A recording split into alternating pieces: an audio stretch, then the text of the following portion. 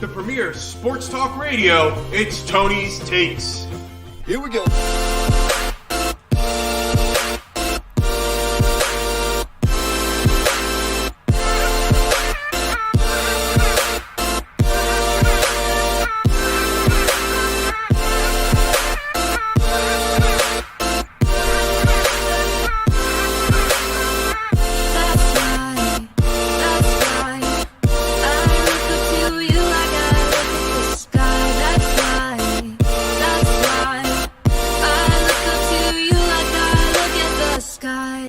Welcome back to another great episode of Tony's Takes, live right here on YouTube for the best show in sports talk radio. It is Tony's Takes, and of course, I am not alone in the studio today. Sitting next to me is my co-host, Jimmy D. Jim Jam, hello. Hey, Tony, how you doing? Great. We've got a Sixers pregame show tonight, and it's very exciting because it's playoff basketball. It's a decisive Game 5. It's not a series-deciding game, but it might as well be, because if you're up 3-2, you really can control the outcome of a playoff series.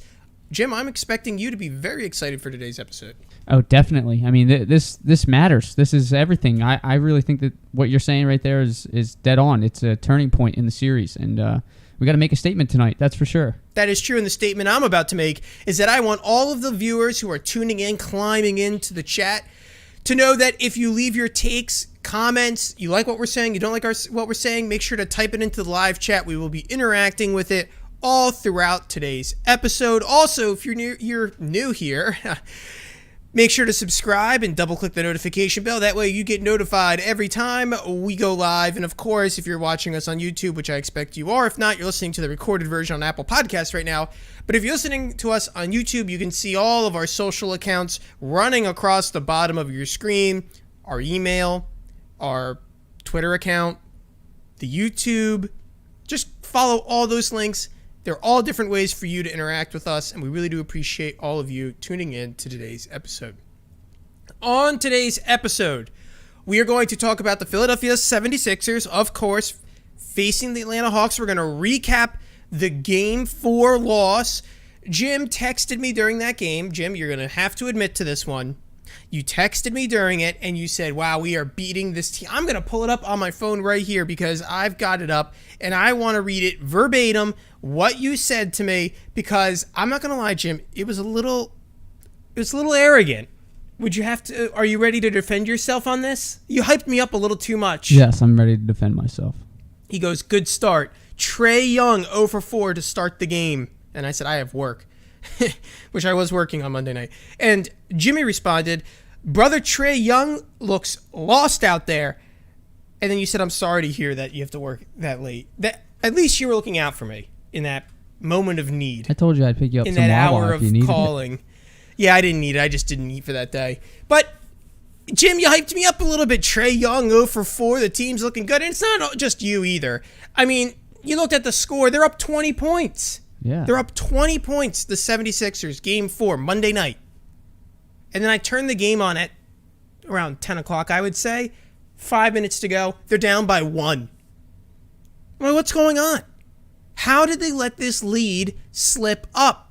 Jim, how did they let this lead slip up? First off, Tony, this is fake news, all right? Because at the end of our conversation, Tony likes to say, Hawks were just a one-trick pony from the start. They are a one-trick pony. So let's just remember, a one-trick pony. Yes. We just don't know what the trick is. But I would just want to say I'm not the arrogant one here, or not the only arrogant one, at least. I'm not being arrogant. I'm stating a fact. They do one thing really well, and the Sixers can't defend it. Okay, but at least I was evaluating at the current time when it was 62-49 at the half. Whew. I mean, folks, listen to that. 62-49. That's a resounding command. That's 13 points. That's a team that you have to have control, and you can't come out in the third quarter. These were the splits, okay, for all the quarters. First quarter, scoring. Sixers had 28 points. Atlanta had 20. Second quarter, Sixers had 34 points. Atlanta had 29. Okay, so that means the Sixers led in both quarters for the first half. The second half, in the third quarter, 20-31, Atlanta. The fourth quarter, 18-23. So the Hawks turned around, they just flat out outscored us. and we couldn't get any offense started. 20 points, 18 points in a playoff series? 17 from Joel Embiid. That's just simply unacceptable. And you can't tell me it's all Danny Green. It's not Danny Green. Danny Green's out. We can't play any well. We're just going to have to hold off and wait till the next series, I guess. Well, the next series is a series where you all go down to Cancun if you keep playing this way. Because you're going to be on vacation, as Charles Barkley likes to say. Tony, I'd like to point out something about this series so Sure. far. We've lost, the games that we've lost, we lost by 4 and we lost by 3. The games that we've won by 16 both times. So it's like a tale of two different teams. You know, when it's a close game, it looks like we're on the losing side of it. You know, for some reason the Hawks just have our number that day or something. But when we dominate from the beginning of the game, which we were doing in the last game, and we didn't take the gas off in the game 2 and 3, we won by 16. The gas, we took our foot off the gas pedal in that fourth game. I don't know if you watched that fourth quarter the way that I did, but it looked like the old Sixers that blew leads. We're talking about 2 years ago. Yep. Where we would have 15, 16-point leads in the regular season. It looked like that same fourth quarter team that came back. And that bothered me. It scared me for the rest of the series. So let me read off some box numbers to you, Jim, and tell me which one do you think doesn't sound right? Because I'm going to go off on this. Tobias Harris, 20 points. Okay, you did your job. That's all on 8 for 15 shooting. That's all I asked Tobias to do. 2 for 3 from 3-point range. Perfect. Tobias did his job that night. He's been tremendous through the whole That's just season. consistent offensive scoring. Okay, now let's go to Joel Embiid. 4 for 20. Look, I'm ready to make an excuse for Joel. He does have a meniscus tear, and the guy came off of the injury and scored 37 points. He scored plus 30 twice, and 28 the other time or something like that. Mm-hmm. You lost the game 1 after Joel scored 37 points for you. I can't blame Joel if he scores only 17 one night. With 21 rebounds, by the way. Yeah, with 21 rebounds. Seth Curry, 7 for 10. I can't ask for more efficient shooting. He's been awesome, too. 3 for 6 from the field. Perfect. Seth Curry is doing the exact job he's supposed to. Him and Tobias spreading the court out, doing what they need to do. He scored 17 points. Furkan Korkmaz, 4 for 9, 2 for 5. You know what? Furkan knows his role. He shot 9 times. Okay, that's fine. Matisse comes out, doesn't shoot it as much. I'm fine with Furkan shooting a little bit more. Jim, who's the person I haven't named yet? The guy that I'm wearing currently is Jersey. He's Benjamin our problem. He's the ball handler, and he doesn't score. He doesn't go to the foul line. He doesn't try to score at the rim because he knows he's going to get fouled. And he knows that he's not going to be able to make the free throws because he's a terrible free throw shooter. He doesn't space the court out with any type of shooting. Yeah, I know. Blah, blah, blah. We talk about it all day long. He relies too much on athletic ability, and he doesn't have a killer instinct. Why do I have to... If Joel's not scoring well, why do I have to hope that Tobias Harris scores 30? I thought the number 1 overall pick was the type of guy who's supposed to... Ben Simmons has never scored consistent 25, 30-point games. Yeah. Ever. He's never scored 20-point games. And Jim, has he even gotten better since being in Philadelphia? Can you name me one thing that's gotten better? And I'm not taking defense as a thing that's gotten better because his defense is almost solely tied to his athletic ability. When he gets older, he will not be as good as a defender, no matter how much he wants to be. The only thing that he's improved on that I've seen, at least statistically, was his free throw shooting got better through the first 3 years. It got to 62%, and then that was last year, 62%. Now he's shooting 61.3%, I think, or maybe even less at this point after all of his misses in the postseason. So there's not much that I can name other than this small improvement he had over 2 or 3 years in free throw shooting. And what do you think he shot the other night at the free throw line? You can give me a percent. Maybe 28%. He's 20%. He was 1 for 5. Yeah. How's that acceptable? How can we as 76ers fans look at that and go, oh yeah, that's my all-star? They're the media clapping. He's 5 for 10. That's 50%. Oh, great. Congratulations, 50%. I just don't understand. I was 50% on four shots. I don't understand. There's some nights where he opens up the game and he's got 8 points in the first quarter because he's just aggressive. He's aggressive. Yeah, and then it's like he rests on his laurels after just one good game. Then he has to wait for all this criticism from all of us, and then he picks it up again. Yeah. Yep. Jim, I was listening to an episode of Tony about 3-4 weeks ago. I was listening to an episode of Tony's Takes from back in March of, I think, like 2 or 3 years ago. And it's Meg from Colts Neck calling into the show, and it's her complaining about Ben not being aggressive enough in a playoff series. It's like we're talking about the same thing over and over again. No matter how good the team is, no matter how much they improve, we're always returning to the old Ben Simmons isn't aggressive enough. We've gotten rid of coaches because of this guy. We really have. I really truly think that. His lack of aggression sinks coaches' careers. And he wants to be the center of a team? I would never make him the center of my team. I would pick Joel Embiid every day, all day, and I would deal with the injuries, no problem. Because at least with Joel, I know I'm getting someone who's going to attack the rim. I get someone who knows who can... Let's play the name game, Jim. Let's name the things that Ben Simmons does really, really well. He passes the ball, which is 100% because of his athletic ability to run and penetrate. And he plays good defense, which is 100% tied to his ability to shuffle his feet and be athletic. Okay, now let's name the things that Joel Embiid's really good at. He's really good at free throw shooting. That's all skill. Joel Embiid will always be a great free throw shooter no matter how injured he is, no matter how many limited minutes he plays, no matter how old he is, he will always be a great free throw shooter. He rebounds really well. And it's not because of just athletic ability. Joel Embiid knows how to box out properly. How many times do we see Ben Simmons get rebounds? They're not box outs. They're nothing more than him just grabbing an errant shot. Correct. Okay? That's another...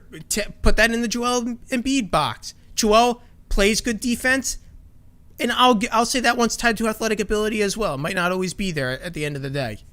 Joel Embiid is a better scorer. Back to the basket, he's a better scorer. Facing a defender, he's a better scorer. I'd honestly say that Joel Embiid is a better penetrator than Ben Simmons. How many times have we watched in this time? Joel does the fake at the three-point line, dribbles the ball, and dunks it.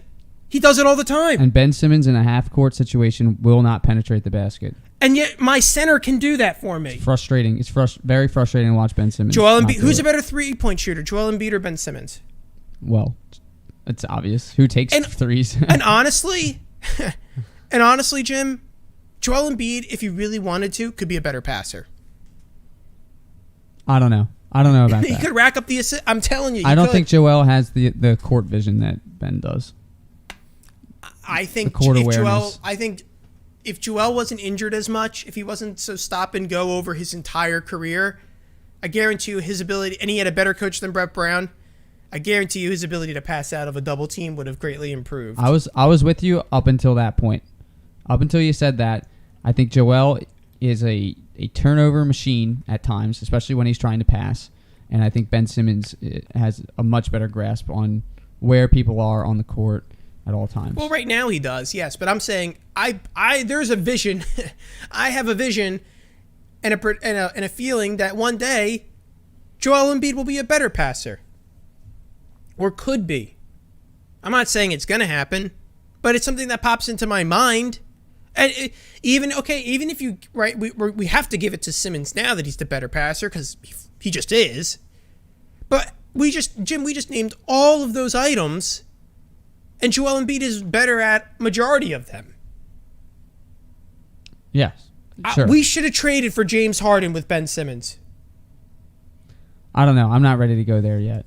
Because I still Should believe in Ben. we have traded him for Kawhi Leonard? I still believe in Ben when he is offensively aggressive. Because that's another thing I want to talk about. I don't mean that he's not aggressive when he's playing defense. I want to correct that. You have to be aggressive to play very, very good defense, especially in the NBA. Yep. But when he is offensively aggressive and he scores 18 to 22 points, I want him on this team because he does everything else so well. And yes, when you compare him to Joel Embiid, of course he's not an MVP level candidate. But he is the supporting cast to Joel Embiid that is going to make this team win a championship. We're not going to be able to do it without him. So, yes, when you compare him to Joel Embiid, of course he's not going to measure up. But he's still a very, very good player. And when he is offensively aggressive, like what I'm talking about, we're going to win 90% of the games. I can't. I get it, but how many? The way I look at this, Jim, is how many times. There's two things I look at it as I'm formulating my thoughts. The first one, I can't play this waiting game with him. I can't. I need consistency. I need to know who you consistently are. If it's 18 points a game, I agree, fine. But you got to do it consistently for me. There's too many times where it's like 25-point game and then 6-point game. I don't like that. I don't want that in a player. It doesn't make my life easier. And I honestly think it's a detriment to the team when your quote-unquote star guy will score 5 points and then look at the media and no one asks him a question about it. They all think it's just normal. And then the other thought I have around this, so I can't handle, to reiterate, I can't handle a guy who's inconsistent. The second thing I can't handle about Ben Simmons is how many MVPs, how many All-Stars, how many great scorers, ball handlers, wings are we going to let walk through this door in Philadelphia and then not even walk in the store? How many times are we going to let great players like James Harden and Kawhi Leonard drive by Philadelphia, wave to us, hey guys, and go up to Toronto and go up to Brooklyn? How many times are we just going to sit there on 95 and watch these trade assets roll on up the 95 corridor, wave to us, and go to our northern enemies in the Nets and the Toronto Raptors? Who, the Nets look like they were, at one point they were going to win the championship, but now who knows? But then the Toronto Raptors won. How many times does my brilliance on this show, Jim, my stable genius, need to come on here and go, hey, this guy's available. Hey, I think he's going to help you win an MVP or win a championship. And then you watch them drive by and everyone goes, no, Kawhi Leonard, he's a weirdo. He doesn't know what he's doing. He's just a freak. Oh, James Harden, he's going to be at the strip club. He's not going to do anything. Yeah, well, we got Daryl Morey, the one guy who was able to get James Harden to get off his butt and do anything. I think that Daryl Morey will kick James Harden into gear, into shape. How great would have we been if instead of we had Jimmy Butler, we had Kawhi Leonard, and if instead of Ben Simmons, we had James Harden? I don't know how many times we're going to have to make these comparisons, but at some point it gets really old watching teams who say, we'll take Ben Simmons, and then we go, no. I like when he scores 5 points. And then they go away to someone in our conference, and then they do really well. I can't deal with that. That one bothers me the most because we don't even rationally think that there are people in the city that actually argued that having James Harden was not as good as having Ben Simmons. And that's just not true. That's just not true. James Harden's on the bench right now. Well, he's not even playing basketball. I'm not talking about injuries, though. Ben Simmons, like last year, got injured. Yeah, but I'm talking about right now. If we're talking about right now trying to win this championship, James Harden's on a bench. Okay, but if we had taken Kawhi Leonard that year, we could have been in the championship. Well, I'll give you Kawhi Leonard. You got to give me James Harden in the set. You have to give me James Harden. I can't give you James Harden. He's sitting on a bench right now. I'm taking James Harden. He's sitting on a bench right now. Are you kidding me, Jim? I'm taking James Harden. If we traded for James Harden and right now we were in the playoffs and James Harden is dealing with a hamstring injury, we would feel foolish. That's okay, yeah. But I have the risk appetite to take on a guy that can... The pick and rolls with Joel Embiid would have been insane. And the guy passes as good as Ben Simmons. There's one definite thing that's going on here. If the Sixers win a championship with Ben Simmons and Joel Embiid, Ben Simmons will be on this team next year. If they don't, if they get booted from the playoffs early, or if they make it to the finals and lose, Ben Simmons will not be on this team anymore. You don't think so? I do not think so. Interesting. I think they'll keep him. I was talking with a family member who... Very connected? Big. Well, he's just very familiar with basketball. He follows like Daryl Morey quite a bit. And Morey's like an analytics guy, and Ben Simmons just doesn't fit the picture. At least that's what they were saying to me, and I trust them. And I can agree that he definitely doesn't fit the analytics picture. So, if they don't win a championship, I would feel that Simmons is gone next year. They're going to trade him away for something hopefully better, at least in Morey's eyes. And Morey will get a trade done. He knows how to do it, even though it's Elton Brand technically. But I don't want to go down the path that, if we lose. Like I still have a lot of hope that we can win this whole thing. Oh, yeah. Especially with what's been going around the league like today. Trust me, last Monday's game, I'm not too worried about it. Jim, what did I say after the Hawks won? I'm not worried. We're fine. I'm not worried after this loss. It happens. The Hawks are a decent team. They're one-trick pony, but they're a good team. They are good at what they do.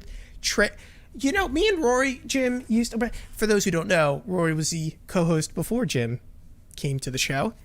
But me and Rory used to go back and forth about how everyone, like people like producer Tommy Higley used to say, Luka, the Mavs got a steal with the Luka Doncic Trae Young trade. But me and Rory go like, I don't think that was a bad move, trading down to get Trae Young and getting an extra pick. Like, I thought Trae Young was as much of a hit as Luka. Now, Luka is a better player, but if I'm Atlanta, I still look back at that trade and I go, I got a great player in Trae Young. He has arrived in the NBA. He is a good point guard. Sure. Even last year, I thought he was a good point guard. And so it's just funny seeing that now we're dealing with him in the Sixers. But I look back at those old episodes of Tony's Takes. I was just saying, I was looking back at the old one and we were complaining about Ben Simmons not trying hard enough, and we're still talking about it. But then I look back at the other ones, I go, it's just so funny to see, like, we were so bought in that the Trae Young trade was not bad. No matter how much the people in the locker room were telling us it was, me and Rory stuck to our guns and said, no, you're getting an extra asset, and this guy, Trae Young, will be good. And it's come to fruition. It's like sometimes my genius, it's frightening. I almost get scared with my predictions and how well they come out. When you can shoot the lights out the way that a player like Trae Young does, it's unbelievable. It always translates from the NCAA to professional. Yeah, and then, guys like Danilo Gallinari, you think they're done with their careers. This guy's been floating around the NBA forever, and he's playing big minutes, and he's doing big things for the Hawks. I remember wanting Danilo last year. Yeah. I remember texting you saying, could we get Gallinari? Is it possible? He shoots the ball really well. He has really great form. He's like the type of player for me, like Rudy Gay. Like, you're like, this guy's got it. Like, he was talented. He could be great if he was just on the right team. And, the Hawks aren't going to win a championship, but Danilo Gallinari, he looks, he's always shows up and he plays a certain type of game, and he usually plays well. I don't think fans of the Hawks would ever complain about having them or him on their roster. So that was a really long-winded answer to say, I'm not worried about the Sixers right now. I know we ranted about Ben Simmons. I still think he's the one. We ranted all about Ben Simmons because I want to say this. He's the one that we need to play really well tonight. I need you to come out and, as Jim said, be the tone setter. Be the guy who scores 8 points right away, dunking the ball, flexing those big muscles. Those big muscles, Jim. And setting the tone early for these 76ers. I think that is what we really want to see, and that's why we've been harping on the guy so much. Yeah, I mean, when you're a game changer, the way that he is, when he's on, of course we're going to have to call him out when he's not up to par. And he wasn't up to par last game. It's only fair if we do. It's only fair if we do. It's just called accountability, and that's what we provide here at Tony's Takes. Accountability. Just holding you nice and close to your accountability. So Jim, let's do our predictions. Two things to talk about tonight. So we said Simmons is a big game. Embiid look towards the fourth quarter. One, how much of the impact do you think Danny Green injury is going forward? We saw the game on Monday, game 4, without Danny Green, and they got to a nice lead without him. How substantial is it that he's out still? And the other thing is, the other two, I'm going to add to it. Does Joel Embiid play less minutes? Is the meniscus an issue, and that's why he struggled? And the third thing, do the Sixers win tonight? First thing, Danny Green. Mm-hmm. Danny Green is the one player you hate the most. You're a big hater of Danny Green. No, we established this last show that I'm not a big hater. I say he's a 5 to 10% difference maker. So when the game is close, like the last game, 103-100, that's when we're going to miss him, right? He makes that difference, that impact of the 3 or 4 point swing, right? So if he scores 8, well then we win by 5 or we win by 4, depending on the game. That's what I think Danny Green is. I think he's a 5 to 10% difference maker. Close game, we lose. If we just establish early and put the pedal to the metal, then it doesn't matter if we have him or not. He provides a little bit of defense, better than I expected when we first got him as well. So, but I think Matisse Thybulle makes that up in his place.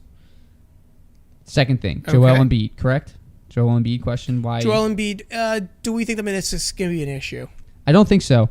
I think last game he put a little too much pressure on himself. And then also he kind of reverted back to the old Joel Embiid, just chucking up threes in the fourth quarter, because I felt like the Sixers thought that they just had the lead. They were going to play good defense and hold off the Hawks. That came storming back at a home game with the arena going crazy, giving them momentum. I think Joel just had a sloppy game, and I think that'll change tonight because he's upgraded to available, and I think he's just going to dominate tonight. Him and Ben should put it away. Okay. And so who do you have winning tonight? Well, just kind of hinted at it right there. I think the Sixers win it tonight. I think they win it by 15 to 20, something. Because they have to have big. It's only big wins for the Sixers against this Hawks team, as Jim said earlier. And we're home. Yes. And we're home. That place could be popping. Yeah. We don't lose at home. This is going to be a big win, and I think they're going to hold Trae Young under 25. Okay. Now let me ask you this: do they finish the series at 6 or 7 games? The series needs to be finished at 6. I need some rest. I need some rest. What do I think is going to happen? I think we're going to lose Game 6, and then I think we're going to have to win 7. I don't want it to come down to Game 7, Jim. It needs to be done in 6. It needs to be done in Atlanta. I agree. I just think that Atlanta's a sneaky good team. I have to eat crow. I thought that they were going to be easier than the Wizards. They're actually harder, way harder. I don't think anybody wants to play the Hawks right now. They're just spunky. Yeah. They're really spunky. Young, talented team. Kind of reminds me of the Sixers 5 years ago. I'm going to say Jim did do his mea culpa about the Danny Green hate a couple weeks ago. So I'll be open about that. But tonight we're serving him crow about the Hawks, which is a different mea culpa. Much crow that There's I've had another to mea eat culpa on he's this got to show. do. I agree with everything you said. I think I'm 100% on board, actually, for once. And I don't think there's anything more to add to that other than I think Sixers win in 6. I think they win tonight. I think it's big. I think that Ben Simmons has to set the tone. And I think we need to do it so Joel doesn't have to play 40 minutes. If we can play Joel 28 minutes and win the game, then we'll be fine. But, Jim, we're talking so much about injuries. We cannot understate how much they are impacting the NBA right now. Let me read this list of players who are injured. Dante DiVincenzo, Chris Paul, Chris Paul's not technically an injury, but he's out for COVID precaution. Look, if you're not playing a game because of a health reason, I count that. Just as much of an injury. Yep. Embiid, I'm counting Embiid because it was iffy. It was iffy there. I don't think he missed any games, but it was questionable. But we're still wondering every game. Like they just upgraded him to available 30 minutes ago for the game. Right. So we're still waiting before every game to see whether he's And apparently the meniscus, you have to have surgery on it. It doesn't heal naturally. They have to sew it up. Now, correct me if I'm wrong there, Jim. So it depends. Like if it swells up or anything, they just cut away the meniscus that's left because it's not something that can just be like repaired like that. They'll just cut it away if it swells up or anything, or if there's anything wrong, like that. But it's not something that just heals the way like our skin does or anything. Right. Like if I cut, it doesn't heal. If I sprain an ankle, you just let it sit in its spot and it will kind of re-heal, jigger itself. The amount of meniscus that we have right now, that's the most that we're gonna have. Mm-hmm. So if they do the surgery, if they ever do, a lot of people just have torn meniscuses all the time. Right, that's what I thought. But how much does that affect a guy who's 277 feet tall? Right? Yeah, That's exactly. the issue. So they might just do the surgery after the season if he needs it. I mean, it could be just solved with PT. Is meniscus a tendon? What is a meniscus? It's basically like a buffer it's a shock absorber. Oh, okay. For our knees. Interesting. Yeah. So it's like padding almost. It's like padding. Yes. Yeah. Okay, I didn't know that. But anyway, my point is, I agree with Jim. I think Sixers are going to win. I think they're going to do all this stuff, and then all these injuries. So we said Dante DiVincenzo, Chris Paul, Joel Embiid, Danny Green, Kawhi Leonard is now out. I think it's his knee. I'm not 100% sure. Correct, yeah. It's his knee. Harden's is his hamstring, and then Kyrie Irving, I think he rolled an ankle on a player. Yes. And Irving is out. Like, out. They don't think he's coming back. And same with Kawhi. They really don't think he's going to play. And then Mike Conley's out again. Mike Conley was in, he was out. He was in, he was out. Jim, I think being healthy might be the deciding factor in the NBA playoffs this year. Having a full, healthy roster. And if I'm looking at the Sixers, the Hawks are the only team who doesn't really have like a major. There's a guy who's injured. I forget his name. But no one like Joel Embiid.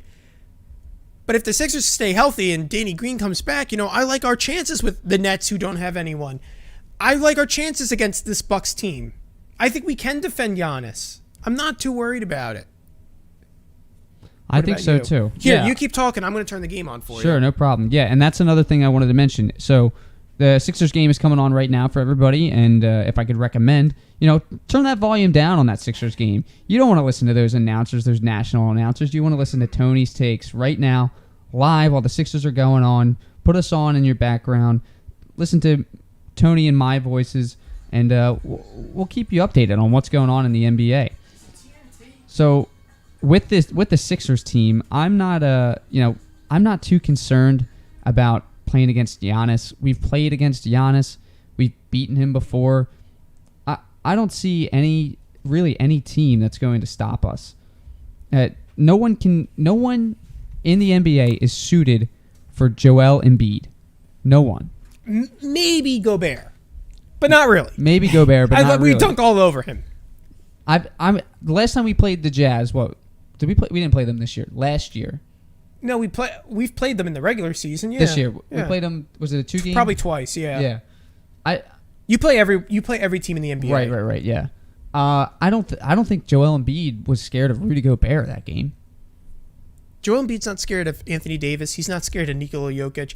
The only time they square off against the center and Mike O'Porley's Nikola Jokic scores 45 points. Yeah. And Joel scores 30. The only center I've ever seen get under Joel Embiid's skin, or two, or Let me actually guess. two. Can I guess? There was 2. So go ahead. Yeah. Okay. I'm going to say one of the Lopez brothers, and then my other guess is going to be Valanciunas. Marc Gasol. Okay. And those are actually pretty good. Valanciunas is very, Valanciunas very, when he was on the Raptors used to give Joel some problems. So Marc Gasol, I definitely remember him giving, especially in that Raptors series back. Oh yeah, a couple years ago. Yeah. But the other one would be Al Horford. Before, when he was on Boston. Yeah, true. He did give us some problems. Yeah. That was. I mean, I'm still living 3 years ago. So. Yeah, Horford's just such a that guy's. It's unfortunate, but he is just a non-factor in the NBA right now. Might have to get an OKC Horford jersey. Yeah, I forget. They literally just sat him on the bench just all year long, getting paid to just sit there, shoot basketballs on the when you're doing the halftime show. Crazy. So I think, though, I really do think injuries are going to play a major role in all of these series, and I think that if the Sixers can stay healthy, that's a major thing for the Philadelphia 76ers. Getting Danny Green back, having a healthy Joel, as we said, with the meniscus tear, he's never going to be 100% healthy. Of course not.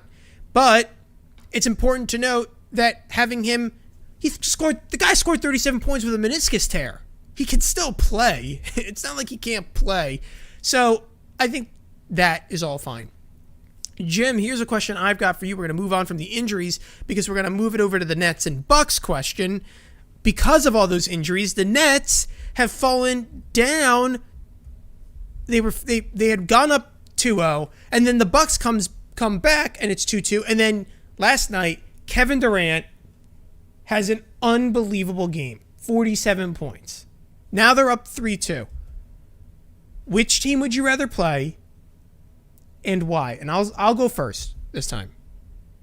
I think I still would rather play the Nets right now.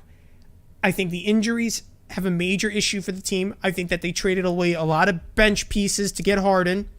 And when these injuries hit, the chemistry's not there. And yeah, Kevin Durant, deadliest scorer in the game, scores 47. I still think I'd rather face them than a healthy Bucks team. So Durant scores 47 to win by 6.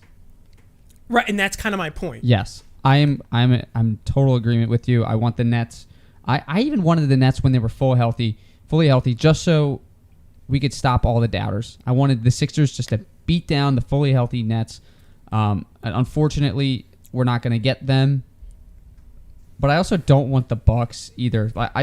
I don't think that we should ever have to play two Lopez brothers throughout the postseason. That should be an NBA restriction. Yeah, I don't want to see the Bucks in the next round. Jrue Holiday, you don't want to see former Sixers play the Sixers because I always feel like that redemption game is not to our benefit. Yeah, what's our redemption game against the Nets and the Bucks? Well, so no, we don't have I'm just saying we don't have any guys who are like, oh, I'm returning home and I gotta beat them. Yeah, exactly. We don't have that. Yeah, exactly. And I think you end up getting Jrue Holiday scoring 25 points a game. Right? Against Can't us. you believe these guys traded me and here I am? We're both here. But on the other side, I don't think Giannis scores 35 with Joel Embiid in his face or Ben Simmons in his face. Yeah. Right. That's the beauty of the one thing about Giannis is Ben can keep him in front of him, and if he gets to the paint, it's Ben and Joel just standing over him, and you like to think that those odds are in our favor if that happens. I think that there's an argument for both sides to want to play either team right now, especially with the injuries. I'm sure a ton of people would say, I don't want to play the Nets fully healthy, but I don't know. I think that you should want to play the best team, and just to prove that you are the best team, Yeah, I totally agree. So, who do you think wins this Nets-Bucks series then? I have a feeling it's going to be the Nets. I think being up 3-2 is just such a good... That's why we were harping on it with the Sixers. Being up 3-2 is just such a good position to find yourself in. Sure. I think unfortunately, I think both East Series games, semifinals, Are going 7? are going to go 7. Yeah. Interesting. I think the Bucks, they seem to have a home court advantage. They came back, tied it up 2-2. I think that's going to matter here because Game 6 is in Milwaukee. So, yeah, I think they're going to tie it up, make it 3-3. I think the Sixers are going to go up 3-2 tonight because of the home court. And, I just think it's just going to go 7 for those reasons, especially for the home court. Interesting. I'm going to go Nets in 6. And I think Harden actually shows up a little bit more. He had that kind of getting in the rhythm. It wasn't pretty. You mean instead of not showing up at all? Yeah. And so I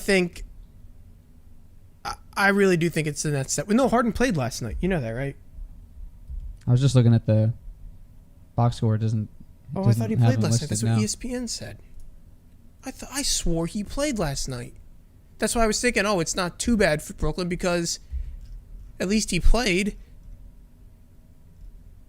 Yeah, here. They have him on Basketball Reference. Oh, jeez. Google's got me all twisted. The algorithm doesn't want you to know that James Harden played. He scored 5 points, so big contribution. He's +4 for the night, 6 rebounds, 8 assists, not that bad. And he was 0 for 8 from 3 and 1 for 10 from the floor. That's terrible. 46 minutes. He shot 10%. Yeah. I remember saying this. That's a comeback game. He's maybe a a comeback month game. ago about how the hamstring is the worst injury to get. There was a reason why we never heard anything about it. And you're looking for Blake Griffin. He scored 17 points. And then Jeff Green, 27 points. It was literally 3 guys. If you look at the box. Yeah. Kevin Durant, 49 points. Blake Griffin, 17 points. Jeff Green, 27 points. The next person is our boy Landry Shamet with 9. Talk about a revenge game. That's 102 over 4 players. Jim with the quick math. I like it. What are you wearing underneath? Is that a... This is a Captain Bill Gallagher Sea Isle 10 Mile shirt. I'm sorry, folks, but I was looking over at Jim because he's wearing a Sixers jersey. He's a good Sixers fan. But I thought you were wearing a Buzz City shirt underneath. It literally looks like not North Carolina. It looks like a Charlotte. Yeah, Charlotte. Yeah. Hornets, I guess they are now. Yeah, I always used to. I said Bobcats are the old one. Charlotte. It literally looks like a Charlotte Hornets shirt.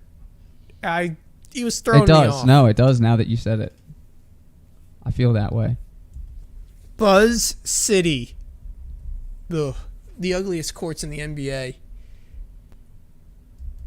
So, Jim, I actually think we're gonna not wrap this up right now, but I'm thinking we're wrapping it up at 50 minutes so we can watch the Sixers game. So Definitely. we can plug in. Yeah. But for these final 10 minutes, I want you to be able to talk about your favorite team. We're gonna check in with the Phillies. Oh, It's an item that we love to do on the show.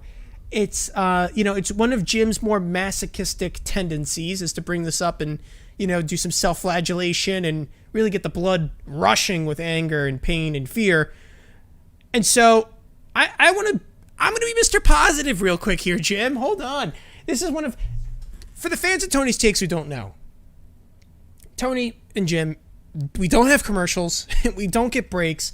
We literally talk straight for an hour without any commercials. We do an hour and a half worth of radio time in an hour. We barely prepare, as you can tell. But some of my best monologues or rants are just off the old noggin. They ought to come off my brain. And I'm going to say this, Jim.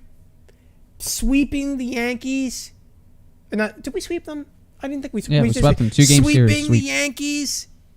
The first game was a close one. We gave up a pretty big lead. 8-7, I think we won, or 9-8, Yep. something like that. But the second game was the Nola shutout. awesome game. Nola shutout. Awesome game. If Nola plays like that, I can never complain ever again. So I'm going to say this, Jim. The Yankees aren't that good. They're like middle of the division, if I'm correct in saying that. But boy, does it feel good to beat the Yankees. And I'm going to be a little excited. Yeah, we lost to the Dodgers, but they're the returning champions. They're the best team in baseball. Let's just get to San Francisco and beat up on those stupid Giants. But we beat the Yankees, and that's just a great feeling when you take down an AL team. Okay, So let's be happy. preview for tonight's game, which we're not going to stay up and watch because it's 10:10. Are they Game playing the start. Giants tonight? They're playing the Dodgers. Dodgers, again. It's Kershaw versus Wheeler. Heck of a game. That's a big... They're hiding that one from the rest of us. But before we get there, I got to take us back to June 8th, 8 days ago. Braves beat the Phillies 9-5. The only loss in that series, and it's a game that I had to go to. Of course, that had to happen for the game that I go to. While the the first game of Sixers the are season. playing in the lot next door. Yeah, while the Sixers beating up on the Hawks, winning by 16. That game was the debut of Luke Williams, who laid down a bunt with a couple of errors to get to third base.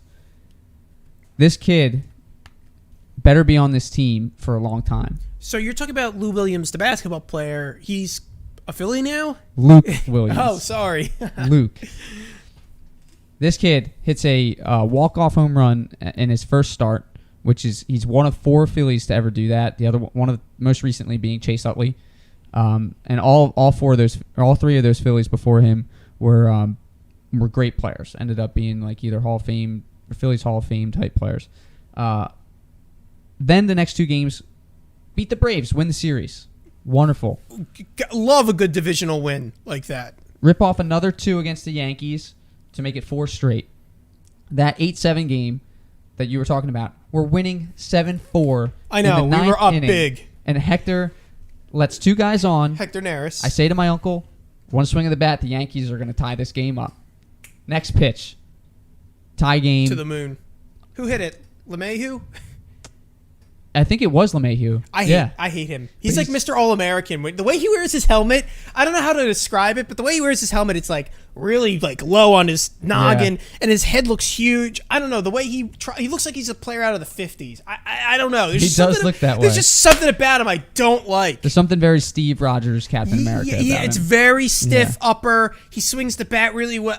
There's just something about it. I Yeah. don't like it. With the pinstripes and Very everything. chiseled faced features as well, facial features. Okay, so I see the Phillies. I go to 1 Phillies game for the year. They lose. Then they rip off 4 straight. And we're Then still we- at 500. Then we go to L.A. City of Angels. You have Segura and Bryce Harper hitting away the first game. We're winning 1-0. Spencer Howard's pitching very well. Then he lets up a 3-run home run or 2-run home run. Well, we had multiple times in that game, bases loaded, people on, chances to come back and win the game, and the bats couldn't get it done. Then yesterday, we leave the game with... Wait, can we stop there real quick? Sure. That was the game. We had like 8 hits, and the Dodgers had literally like 2 hits and 3 runs. Yes. Right? For those at home, 2 hits, 3 runs. Like, how is that even possible? But yeah, we had like 8 guys on base. How do you not score to keep up with them? Very, very frustrating. It's part of that first game against the Yankees. That was very frustrating it's frustrating win. Then last night, you get Bryce Harper and Gene Segura injured. So they're probably not playing tonight because they're both like They're sort of just big they're injuries. out. Yeah, back injury for Bryce. I forget what it was for Segura, but it doesn't make me feel good going into this game. You know, Wheeler's great. He's a great pitcher, right? Sometimes it'll be a 1-run game. It'll be no run. He won't let up any runs. He hasn't had a bad game, like a really like slip-up game this season. Sometimes he'll let up 4 runs in the first inning and then lock it down for the Right. rest. That's what has me worried. If he lets up 3 or 4 runs, There's no coming back. who's going to help us? JT better turn it on. Well, hopefully, like Glasnow. You see Glasnow, not Glasnow, but Glasnow blamed his injury on the fact that he wasn't allowed to use a sticky substance anymore, so he was throwing his arm out. Oh, jeez. That's the only hope we have against Kershaw, I guess. Even though I feel like Kershaw doesn't. I don't know. All these guys cheat. I think it's crazy. This Pine Tar situation really has me double thinking. You know, they can't. You know, Jim. The only way that I don't know if we talked about this. The only way that you can tell if they aren't cheating is if they're licking their hands Yeah. because their fingers won't stick to their tongue. That's Yeah. the only way you know if a player's not cheating these days is if they still lick their fingers. Anything else is questionable. I don't know what protocol you could put in place to stop it. It's just going to happen. The ump literally needs to be up at the mound every pitch. Yeah. And like, hey, let me feel that. Here, give me your hat. You know, we were talking about this I think I was talking about this at lunch the other day, because they were like, "Oh, I don't think." My friend was saying, "I don't think Wheeler cheats." Like I was at the game. He's like, he doesn't touch anything. I go, I watch Wheeler. He touches his hat every time. Are you kidding me? Yeah. He fixes his hat every time. He goes, "Oh, you know what? You're right. He did. That's the foreign substance." I don't know. Everyone's got to tell. I don't know who. I mean, that could just be him touching his hat. That's the problem. You don't know. I'm gonna assume. I'd like to see the. I mean, there's all these. I'd like to inspect myself, please. There's all these websites that talk about spin rate and stuff and how Bunch of nerds. like Garrett Cole, for instance, his spin rate went up like 4,000 RPM, And then it or fell. 400 RPM or whatever Yeah. in like 3 years. and then he stopped using tar, and it fell like Spider Tack or whatever it was. Spider Tack, which is like a lifting. For those who don't know, it's like a lifting compound. Yeah. You use it to grip the bell bar or whatever they. I don't know, Jim. I have never been to. I don't go to the gym. I don't know what the bar thing is called. I mean, I just see people use chalk most of the time. You're walking on the step master, Yeah. watching them lift. No, I'm out there lifting with them, right next to them. Your little pink weights going, you know, little left. Let's do our right hands now, ladies. Pilates time. I don't even think I could survive a Pilates class. Jim, I think we're calling it right here because the Sixers are starting. Or did they start yet? They're just getting ready, yeah. So I think all the fans of Tony's Takes are probably going to tune into the Sixers. And, well, I'll end 10 minutes early so we can watch the game. It's a very important game. Phillies, I'm feeling good about the Giants. We need to beat them. I can't lose to former managers who pissed me off when they were here. Can't do it. Let's start with a win against the Dodgers tonight with Wheeler on the mound. Totally agree. That's a big bounce back win. You give up 2, you got to fight for the 3rd one at least. No sweep. No, got to prevent it. Thanks to all those who tuned into Tony's Takes tonight. I know it's a late night. It was a quick turnaround. We're doing it a day early than we normally do, but it was more beneficial to talk about the Sixers going into it after a tough loss and getting a whole picture together before the game tonight. So we want to thank everyone for tuning into Tony's Takes. If you're listening to us live on YouTube, make sure to subscribe and double click the notification bell. That way you get notified every time you go live, and like the videos. Liking the videos is a big help. If you're listening to us, or if you missed us on YouTube, you're listening to us on Apple Podcasts. That's great. Thanks for doing that. Make sure to leave a 5-star review. All written reviews get read out on the show. Follow our Twitter account at Tonys_takes. And if you want to get takes read on the show or any questions that you may have read on the show, email the mailbag, tonystakes.1851@gmail.com. Jim, thanks for coming on the show today. Really do appreciate it. Tony, thank you. Let's go Sixers. Come on. Let's go Sixers. It's a big game, and I know that they're going to win. Thank you to everyone who tuned into Tony's Takes. We really do appreciate it, and we look forward to seeing everyone next week on Thursday right here on Tony's Takes. The premier sports talk radio, it's Tony's Takes. Here we go.